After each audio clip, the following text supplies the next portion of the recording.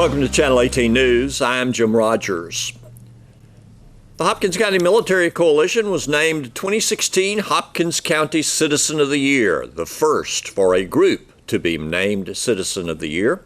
And Linda Gallagher was named Hopkins County Woman of the Year for 2016 during an Evening in the Woods dinner and community awards Thursday night. It was the annual Chamber of Commerce banquet.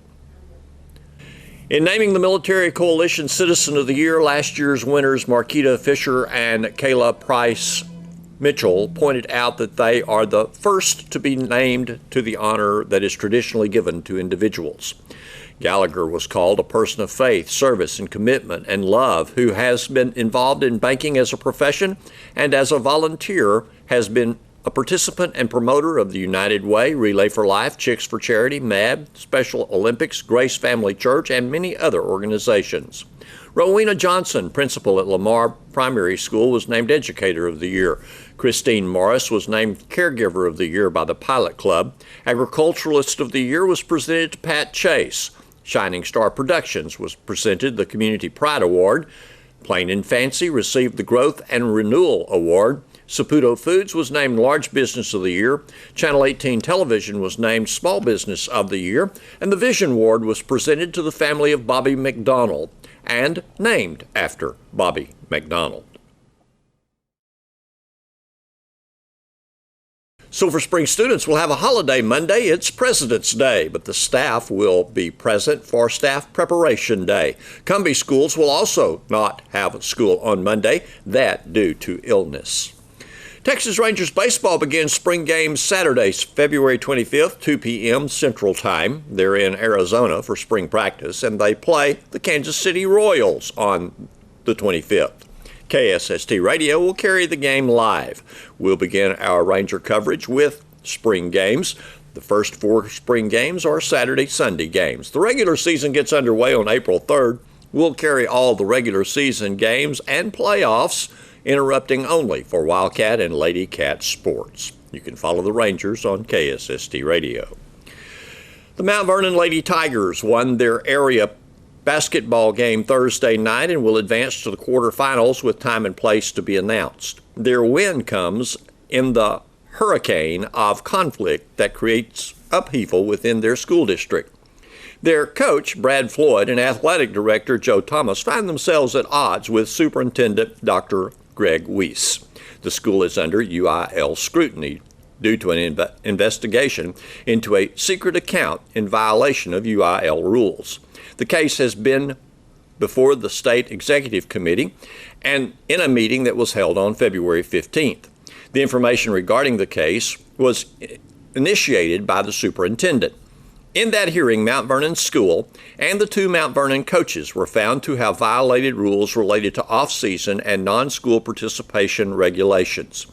Coach Floyd was issued a public reprimand, 3 years probation, a suspension for the first 5 games of next basketball season, and required to do additional training of the UIL Constitution and contest rules. Coach Thomas was issued a public reprimand, a 1-year probation, and required additional training of the UIL Constitution and contest rules.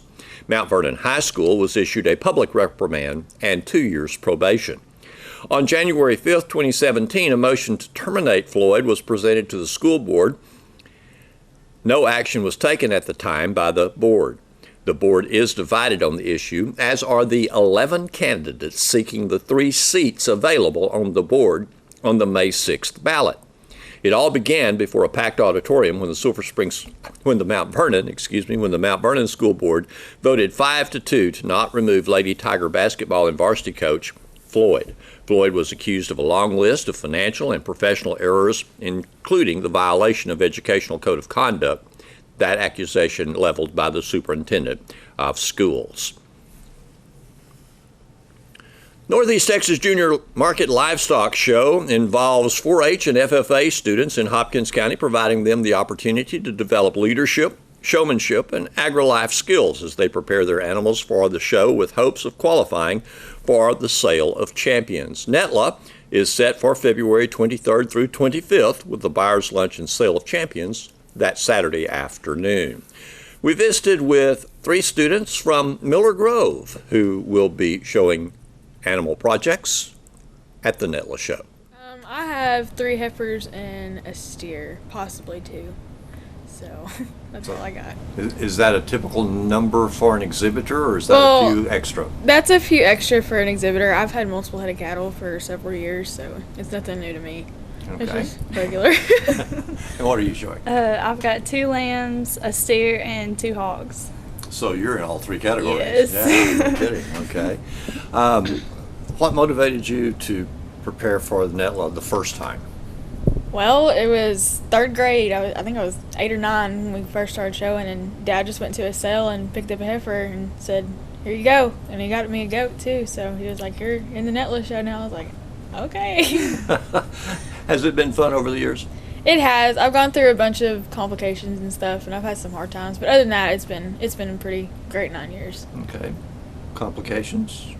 I've lost a couple calves in the past. Like some heifers, we have breeding heifers, so we breed them and we have their babies. And I've lost a couple of their babies and a couple heifers, but for the most part, it's been pretty good. And those are basically the only complications I've had in the last couple of years. So that basically says that when you're going to be in these shows, you are running a risk just as you would in any area of agri-life. Yeah, you're always going to run a possibility of losing a calf or losing any animal.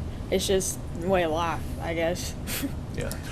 Parents have a farm for a long time? Yes, we have lived in Cumbie for 10 years, I think. We moved from Silver Springs when I was about 6, I think, and we moved from College Station when I was 2. So I've been from College Station to Cumbie, and we've been in Cumbie for a while. Okay. So we have a ranch. We run Black Angus cattle. It's 4G Ranch. A lot of people know who it is. I don't know. And my dad's a vet, so we have our business out there too. But basically, we just run commercial calves and registered Black Angus cattle, and we sell them for show stock. So it's pretty good. All right, cool. Well, I'll move to you and ask you about your experience with all of this. Why sheep? My mom used to show sheep when she was my age, so it was my thing. I was like, I want to do what Mom did, so I just kind of took after what she started. Why did we throw a hog in the middle of all of this? It was just something new. I wanted to try it, and she had shown a few hogs in the past, but I was like, I want to give it a try. I want to see how hogs do for me. Okay. So. You guys have a farm? Yes. All right. How long have y'all been on the farm? Probably 17 years. All your life? Yes. Right? Okay. All right. What motivated you to get involved in showing? Well, it was just, I like being out on the dairy and stuff, and we just kind of, Mom had done it and my parents had done it and everything, so I was just like, I want to do it too. I want to keep the tradition going in my family and do what they did. All right. And do you see farming as your future as well? Yes, I really do. Okay. All right. Why? It's just, I guess that's all I've grown up knowing, and I wouldn't want to change it any other way and do anything different, so. What do you hope to accomplish with showing this year? Make the sale. And if you do, what will you use the money for? It'll go on into my college. Okay. And what are you going to major in college? Probably animal science. Animal science. Yes. Okay, cool. What's your motivation? Just make sale, and that's all I'm shooting for, because we only sell our steers, we don't sell our heifers, and just hoping I make sale this year. All right. And to do that, you're going to use the money for? It's either going to go to college or a new car for college. So probably the car, maybe college. But all the past years, I've made sale almost every year, so that's all gone to college too. Okay. Well, you ladies have grown up on the farm, and what is the attraction of farm life compared to any other lifestyle? Other than the tradition. Well, it's a lot harder on a farm or a ranch than it is to, like live in a urban area like Silver Springs, like in town Silver Springs. Like you have to do a lot of like manual labor in a ranch. You got to keep things going. You got to keep animals fed, keep them watered, make sure they're not sick, fix fences, all that. It's a lot of work, but it's pretty fun in the long run. Experiences. Now with your projects, you guys basically have to keep a book on your projects too, do you not? Your expenses Yes. and all of this kind of thing. So there's a little more than just the manual labor involved. Yeah. Tell us about what you do have to keep as it relates to your projects. Most of the time you'll keep your feed records and like, how would you say that? Shot records and Yeah, stuff like your all the medicine records you've ever kept on that animal and different things like that, just to so everybody knows what you've done. And Now you live on a dairy, yes, and so you're showing sheep, hog, and steer. yes. Would you prefer one of those fields as opposed to dairy, or do you like dairy? I love dairy. You love dairy? Yes. There you go. All right, good. And you're going to be a rancher, right? that. No. Oh, okay. I'm actually going to college to major in agricultural education to be an ag teacher and possibly go back to Miller Grove and help teach. But I'm hoping, I might have a small ranch of my own when I get older, but I'm hoping to kind of get away from it for a little bit because I've been in it all my life. So just hoping to get away from it for just a little bit. Okay. Now you'll be showing sheep Thursday. Yes, sir. Yeah, and then the hog also Thursday. Friday. Friday. Yes. Friday. Okay. And then the steers are Friday night. Yes. The steers are Friday night at 6, and then the heifer show starts at 3 on Friday. Okay. All right. So 2 very busy days, Yes. and then the sale on Saturday. My name is Candace Earp. Candace, what are you showing in that? Swine. And why did you choose swine? Because I feel like they're the easiest for my household. Okay. Like the way we enjoy taking care of the swine, but we've never tried anything else except a poultry. But we stopped doing that because it got too difficult. So. Okay. What's the difference between doing swine and doing poultry?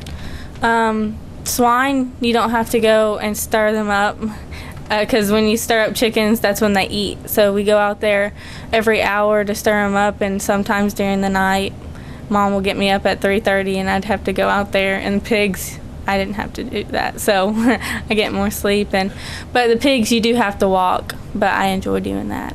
Okay. How hard is it to get a pig to walk? Not like, for some reason, I feel like they're born knowing how to do it. Well, all the ones we got, like, we've gotten lucky with. Like, they're really good. Now, what breed of swine do you show? I have a Hampshire mix, so it's a black cross. Okay.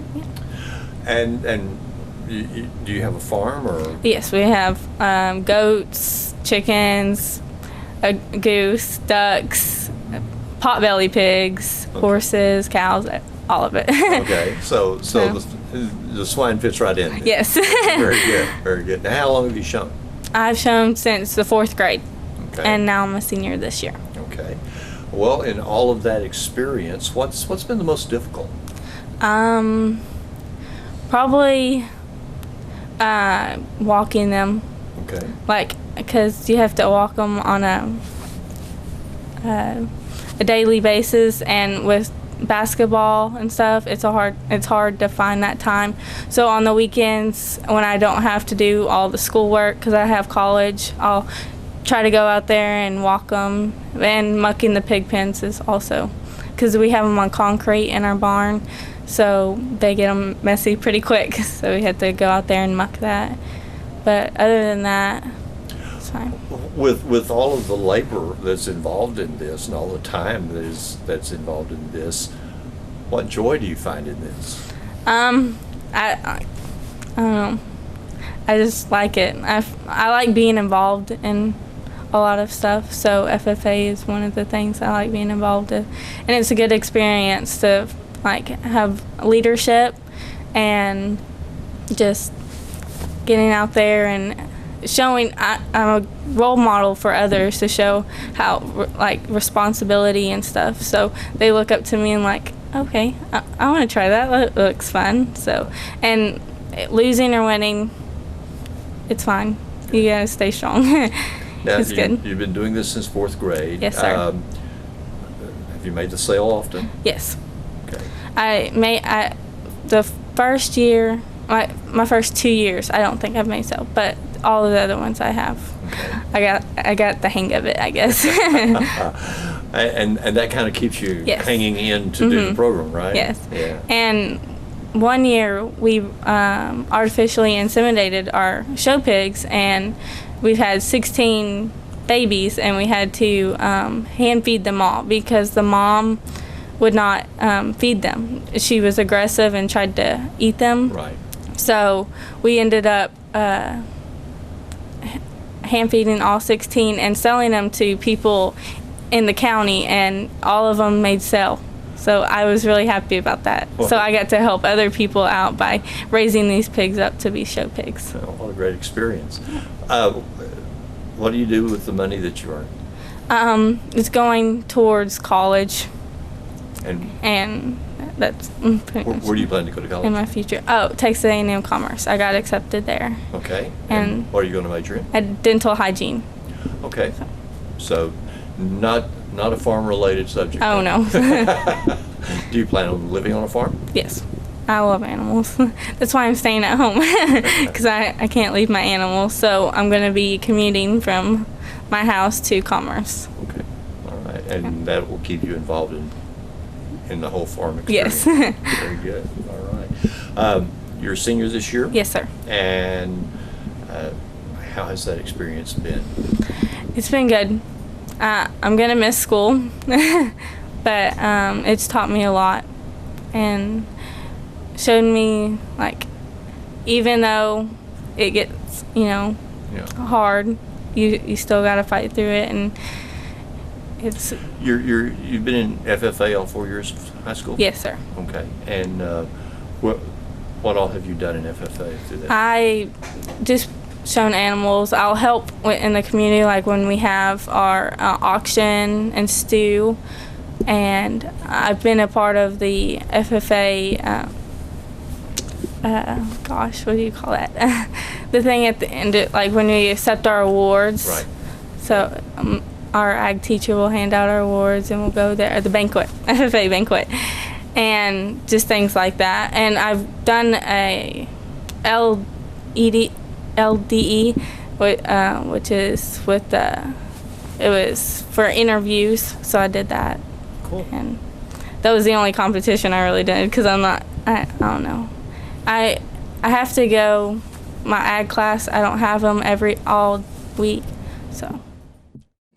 A delightful visit with Katie Lynn, a Texas singer and songwriter who is going places in country music. Yes, she's only 13 years old, but besides singing and playing, she likes to talk to kids and students too about their dreams. She will meet with about 2,000 Sulphur Springs students, and that's while Katie Lynn is in town prior to her concert at the Riley Springs Jamboree. I like to talk to the kids my age because, and kids younger, because, I have grown up with so much support, and, not all kids have that kind of support, and I'm kind of here to encourage them to do whatever they want, and, well, not do whatever they want, but, be whoever they want to be. Yeah. And your dream is music. Definitely. And you're already living it. Yes, ma'am. Tell us about how you came to be, are you 13? Yes. A 13-year-old singer-songwriter going places. Well, I started singing when I was 3 years old, and I kind of just sang around the Opry's, did that kind of venue thing. And then my mom sat me down when I was 9 years old, and she said, "Okay, it's getting pretty serious now. Are you sure you want to do this?" And I said yes. And then a few years after, I tried out for America's Got Talent, and I went to the semifinals, and then after that, I've been going to Nashville a few times. I've been writing songs. I have been just pursuing it as much as I can and just living the dream so far. Well, tell me, I have to ask you, do you find your natural dream of wanting to be in talent and share music with people sort of separate from the commercial side of how you have to structure your life to be successful? Well, I think of it this way. So I live my life, and I live it definitely in music. It's all about music, and I'm fine with it, and I love it, and I really do. But the business side of it, I let my parents do that because, number one, I'm not educated enough to do that. Number two, I don't try and worry about that, because I know if I start worrying about that, I'll lose the love for it, because it out there right now, especially in this age, it is very killer out there, definitely, especially in music. And I know if I get caught up in that, I'm gonna not want to do it anymore, because I know it's just that bad. But when you say that, do you mean demanding schedule, high expectations? Well, in the business, there is a lot of stuff to deal with. I went to Nashville, and I was so surprised at how many musicians there were. And there's so many to choose who you want to listen to and all of that. But then you're listening, and you're like, they're all so good, and even better sometimes than who's on the radio today. And right now, it's just really, you got to be at the right place at the right time. And, you know, being those many people, you got to be different. And you got to be yourself, definitely, but be different than them. And that's what makes you stand out, and that's what gets you picked up by somebody. And I find it kind of fascinating being in Nashville, because it's so much different than here. Not just the scenery and everything, but you'll be on Music Row, and, like, you know, there's tons of places, tons of venues just lined up on both sides of the road for about a mile or two. And it's just crazy, because you'll be walking and you'll hear music, different song as you're walking. And it's crazy just looking at it and like, wow. You know, these people are out here working so hard to try and get to where they want to be. Get somewhere. I heard that you got to play at the Bluebird Cafe. I did, and it was so exciting. It wasn't on Music Row, which I kind of liked, but it was a lot of fun. I got to see many songwriters and singers get up there and perform their own original songs, and I got to sing but I had the opportunity to be with one of my great friends, Amanda Pruitt, and I was very lucky to be able to get in there, because I can pull up on my phone, and I called myself 165 times into the Bluebird. So you got to wake up, and you start calling at noon. 11. At 11, I believe, and then the calling is over at 12. So you got to call while everybody else is calling, and you got to just hope to get in there. And Amanda was the last person to get in, so it was crazy. So these calls are to request a slot to sing? Yes. Okay. Well, Amanda's from Emory. I've known Amanda for a long while now. I met her, actually, I was probably 7 at my mentor. He was having some venues and stuff at his house, and I saw her there. She was booked to perform at the little gig, and I met her, and I was like, she's awesome. And I met her, and I have been just great friends with her since. She's been supporting me, and I've been supporting her as much as we can. She's got a very different sound. Definitely. She's just a little slim lady, redheaded, but boy, she got a big voice. So how do you... There's so many things I want to ask you in this short time we've got. How do you see yourself as having that different sound that you can be noticed by? Well, I know myself pretty well, I would like to think. And people out there today are, like in the country industry, people are kind of going into the pop country thing. And me, I don't prefer the pop country thing. I prefer like more of the rebel side of country, you know, like the Waylon Jennings, to make it more current, Chris Stapleton kind of thing. And that's what I think makes me different, because a lot of people are leaning towards the pop and the new age stuff, but so true. I kind of like the rebel stuff myself. So you're just still going to take your road. You are homeschooled. Yes. It's the only way you could keep up with all your studies. Yeah.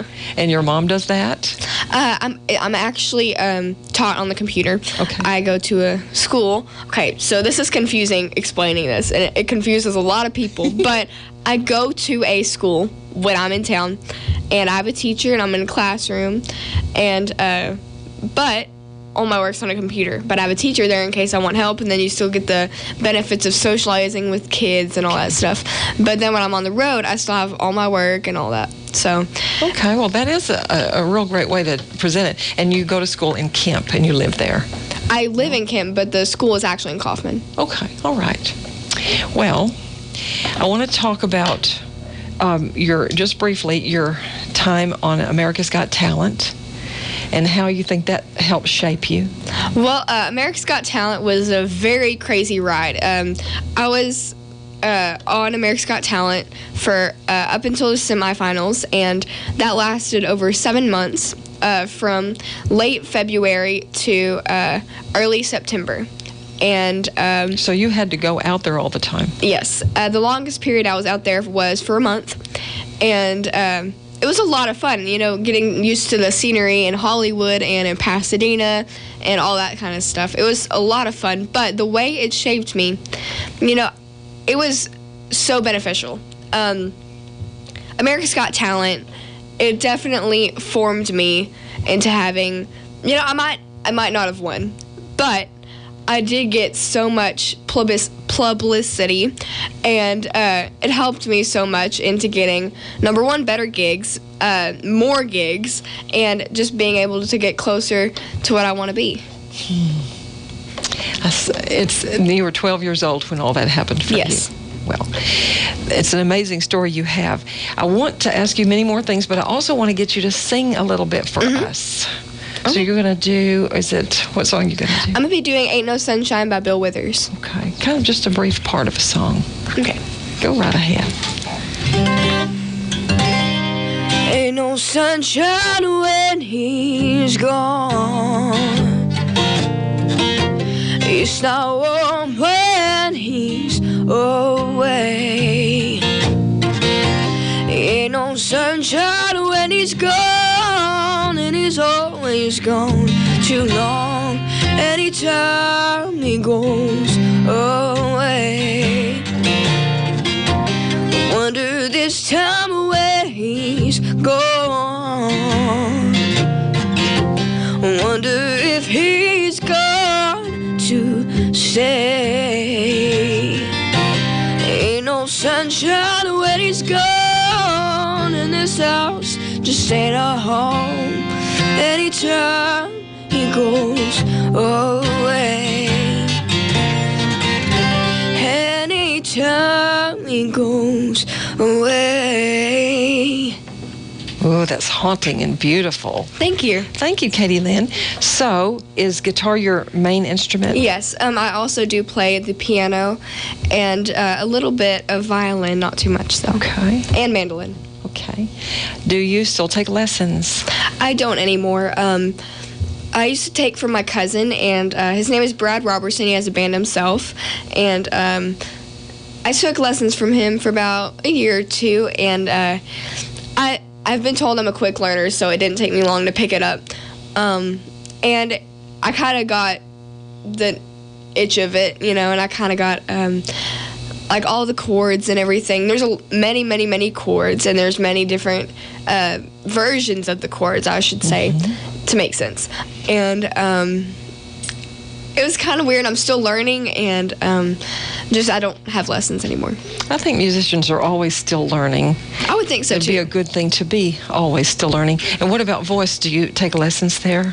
Coaching? I do now, yes. There was a short period where I didn't, which was right after America's Got Talent, but I have a vocal coach now, and I'm trying to get back up and ready. So, okay. Well, you sound fabulous. And it's so wonderful to meet someone like you with such a bright future. And I do want to know, you have appeared a little bit around our area, maybe in Commerce. I'm not sure the places I've seen you appear, but we are excited to have you as a first time on the Riley Springs Jamboree. Thank you. I'm excited. That'll be tomorrow night at 7 o'clock.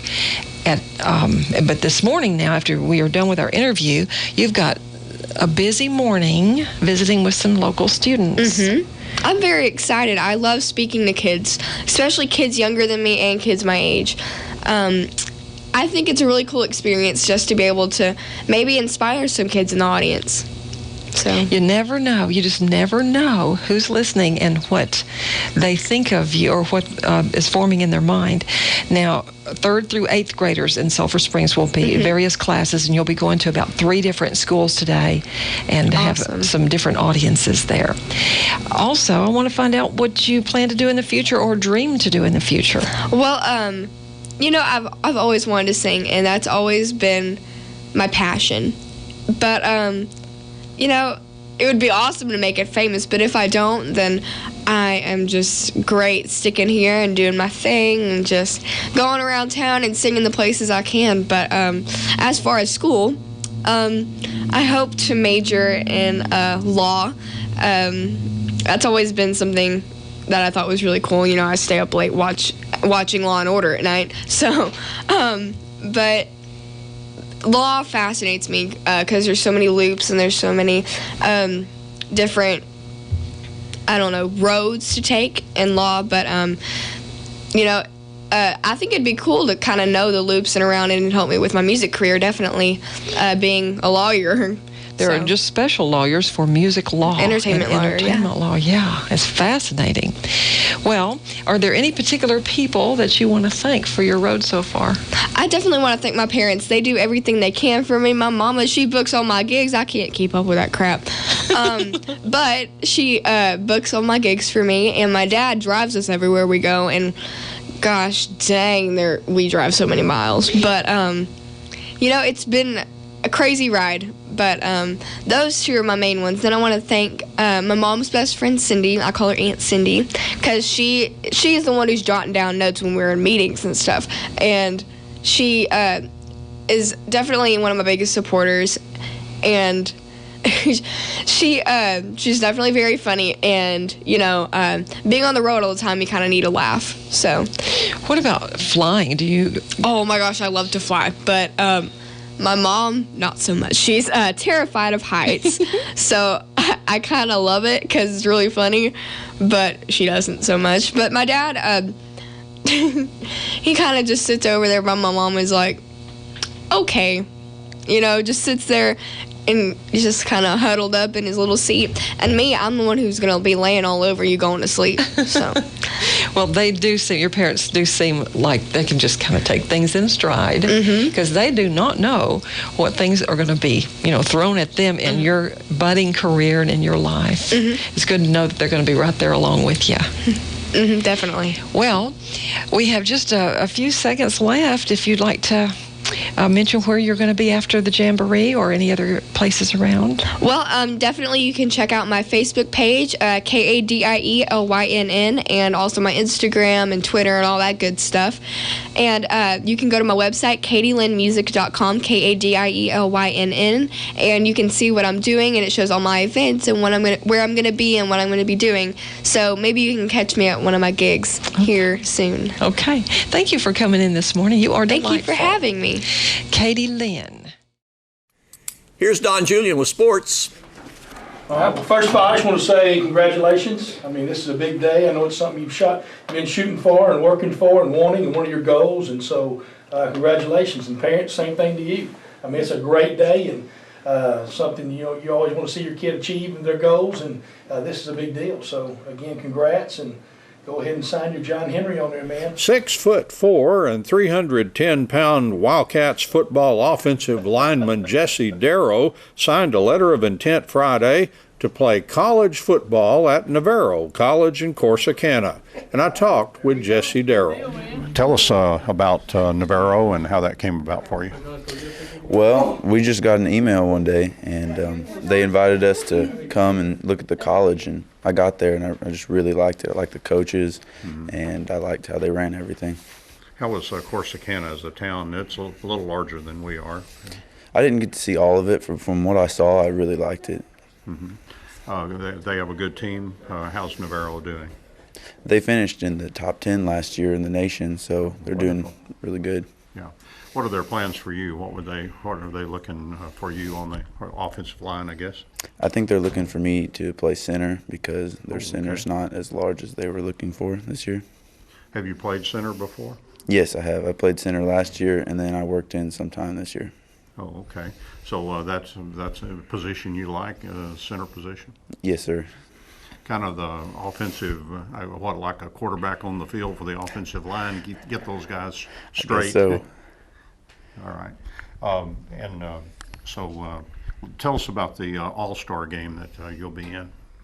Well, I don't know a ton about that, but it's in Tyler, and they just get to the good people that they find, I guess, and they just want us to play. give you an opportunity to get out there in the middle of the summer, I guess, kind of get ready for the season. Right. All right. Well, congratulations. Thank you. Wildcats offensive line coach Jeremy Offit talked about Darryl. He was a good addition to us, came in, worked hard. He cares a lot about it, and he cares about his teammates. And, I mean, he was what you want. He came in and worked hard and moved people and did a good job for us. Had a good season, didn't he? Yes, he had a good season. I mean, for a guy coming in, not getting to go through spring ball with us and then just stepping in and learning a new system the whole 9 yards, I mean, it was really good. Good opportunity for him this. Oh, yeah. It's a good chance for him to go to a place and play against really good competition and have a chance to, if he takes care of his grades and all that stuff, to move on and get a better opportunity from there. The Lady Cats softball team won their first 2 games of the regular season at their own Sulphur Springs varsity softball tournament on Thursday. In the first game, the Lady Cats downed Gilmer 6-3. Allie Fight got the pitching win, striking out 9. Kristen Allen drove home 2 runs, and Alyssa Abram, Hannah Krausen, and Macy Hollins had 2 hits apiece. In the second game, the Lady Cats defeated Royce City 11-2. Bailey Haggerty was the winning pitcher, and the Lady Cats are now 2-0 for the season. All 7 members of the Lady Cats basketball team received all-district honors, and we get more on that from Lady Cats basketball coach Jeff Chapman. All 7 of the girls got on the list or were a part of it, and I told them kind of almost at the end of the year, to try to keep them hopefully motivated and, just understanding the role they were playing, and they all had a role. Probably to start out with, Katie Jefferson was Offensive District Player of the Year, and the next one was Autumn Tanton. She was Defensive Player of the Year for the district, and then we had 2, Tori Moore and Sadavia Porter. They both made first team All-District, which is great, and I knew one of them, those guys would get something like that. And then Deja Pruitt and Rita Hill got second team All-District, and I believe Destiny Weeks was honorable mention. I think that's all 7 of the girls that that we played all year, and that was an excellent thing. I wanted Kaylee Jefferson, and we were wishing for her to be the district MVP over everything. And traditionally, usually the team that wins the championship does get that. But what they told me when I asked in the meeting, because I stood up and asked, what's the deal, why not? And they said because our team was so balanced. They said because we had other girls that scored in double figures along with Kaylee, and they said that girl had to do so much for her team to even get 3rd place, which, I didn't agree, but that was the philosophy they gave, and I just felt, comfortable asking because I needed to know the definition of, because they didn't see the way I saw it. And they said that because Autumn Tanton played so well during the year and Kaylee had so much help that, like last year, they felt like she was it. And us winning the district this time, but us being so dominant that Katie had a lot of help. And that's a compliment to our team. It's disappointing to Katie, I know, because and when you get individual awards, you want those things. And I know other kids want to be all district, but when you put it like that, when they say that we had help, and we did. I think all 7 of our girls had a role to play, whether it be offense or defense or whatever. But I felt like Kaylee brought the ball down. Kaylee posted. She scored. I thought overall, in my mind, she was it. But she lost the deal with 1 vote. And it is what it is. And I'm so thankful that we did have that team, and the girls played great roles. The girls had at least 2 or 3 assists amongst each other. So Davia probably led us in assists. Katie was second in assists, and I'm sure she was first in rebound. But it says a lot when they put it that way and said we had such a dominant team, and it was a more balance within our team. But that's how it goes. Some other girls, we had 10 girls overall for the district to make first team. No, 11. 11, and then 10 to make the second team. And I texted to the girls last night, and congratulated all of them. And it's an honor for those guys to do that. I was happy that my seniors got an opportunity to get some exposure and some recognition for the hard work and sacrifice they put in during the course of the year. Was that the all-academic team that you were talking about, that second one, the 11? And No, that was we picked, in our meeting, we agreed to pick 10 all-district, first-team all-district players. Oh, I see you're talking about district. Yeah. Okay. And then we came out, they said, we have 11, we'll take 11. So that's when we had that one more girl got just as many votes as the other girls, so she got that. And also, I want to say you cannot vote for your own player. So when you don't vote for your own player, you have to vote for other people, and that sometimes controls it too. I know you're too humble to brag, but you and your staff, I'm sure, got coaching staff in the district. Yeah, we were coaches of the year. They traditionally too, different times we had meetings since this is my 7th year here. They say, well, okay, if you win the district, you get it. But then other times they say, let's vote. And so we got 4 of the votes, and then I voted for another coach to make it right. And so of those 6 votes left, we got 4, which was a compliment to us. I try to make it about the kids and not worry about those things. Of course, you like recognition for what you've done also. And I felt, at the end, like, well, wow, they did, pick us, and they were being honest and fair there. I just questioned the other vote, but it's part of it. All right. Thanks for watching Channel 18 News. Have a great evening. Carly, what are you doing? Hi there. How are you? What are you doing? We are cooking. Well, I see that, but this is a public high school. What are you doing here? Well, we're teaching kids to cook. We're teaching them how the joys of Dutch oven. I was going to say, I don't see any microwaves out here. No, you won't see none of that. We've done everything by hand. We're cooking outside. I mean, we're cooking out, and we do this, in April, at the Dutch oven cook-off class. Okay. And then in October, the first Saturday of October, we do the competition. Well, how did this come about? What brought you here to the high school? Well, my kids are in hospitality.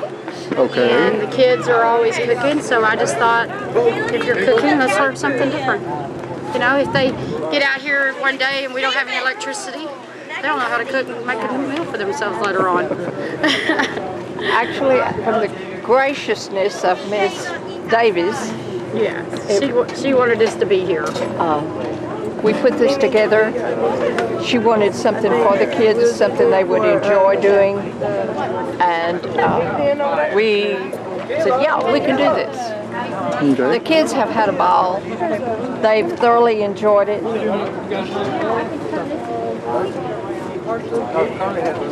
So not only are they cooking, they get to eat this? They get to eat it. Are you responsible for this? These are my students, yes. Yes, these are my hospitality services students. How did this come about? The HITS had said we do Dutch oven cooking. We'd love to come and help with the class and show them this way of cooking. So we just coordinated it, and they brought in the Pensons and spending the whole morning with us. Got some food together. They're cooking 4 different recipes, and the kids have taken turns working on different recipes. And now we're about to have a little chat about how it all works and enjoy some of the food. So these kids getting graded on this? Yes. Participation, behavior, trying new things. Yes, we're working on all that today. And a new experience. And I haven't done it either, so it's new for a lot of us.